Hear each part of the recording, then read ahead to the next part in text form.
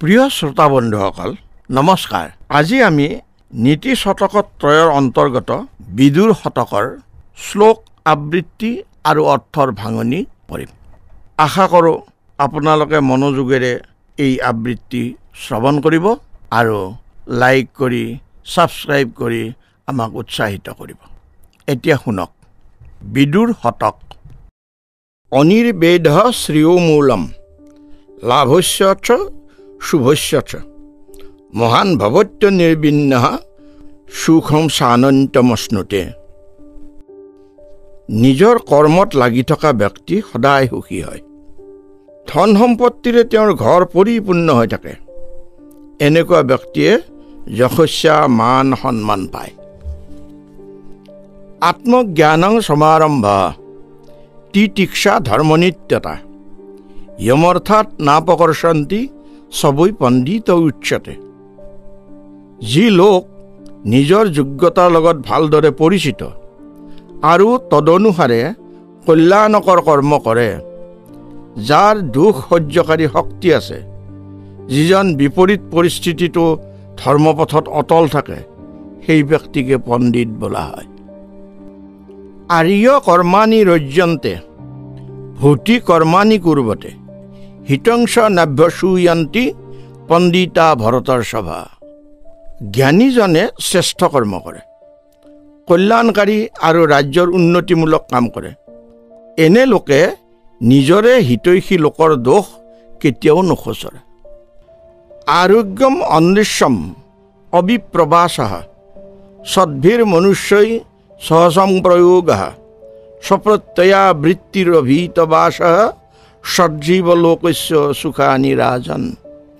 আৰোগ্য অৰিণী অপ্ৰবাসী সজ্জনৰ লগত মিলামিছা আত্মব্যৱসায় আৰু ভয়াতুৰ জীৱন যাপন নকৰা এই ছয়টা জীৱলোকক সাংসাৰিক সুখ প্ৰদায়ক। আলস্যং মদমোহৌ চাপলং গোষ্ঠীৰেৱ চ স্তব্ধতা স্বাভিমানিত্যং তথা ত্যাগিত্বমেৱ চ এতে বৈ সপ্তদোষাসু সদা বিদ্যাৰ্থিনাং মতঃ।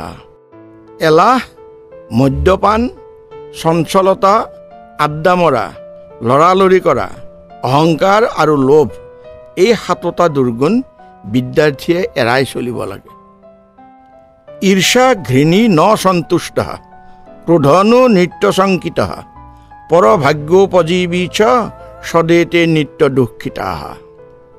ঈৰ্ষা কৰোতা, ঘৃণাকাৰী, অসন্তোষী, ক্ৰোধী, সদা শংকিত আৰু আনৰ ভাগ্যৰ ওপৰত নিৰ্ভৰশীল এই ছয় প্ৰকাৰৰ লোক সদায় দুখী হয়। উত্তমা নেৱসেৱতে প্ৰাপ্তকালে তুমধ্যমান অধমাংস্তু নসেৱেত য় ইচ্ছেদ ভূতিমাত্মনঃ। আত্মকল্যাণকাৰী পুৰুষে সদায় উত্তম লোকৰহে সংগ ল'ব।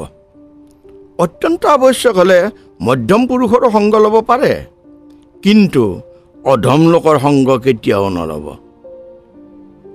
উদ্যোগীনং পুৰুষ সিংহম উপৈতি লক্ষ্মী দৈবং হি দেয়ম ইতি কা পুৰুষা বদন্তি দৈবং নিহত্য কুৰুপৌৰুষমাত্মশক্ত্যা যত্নে কৃতে যদি ন সিদ্ধতি কত্ৰ দোষাঃ।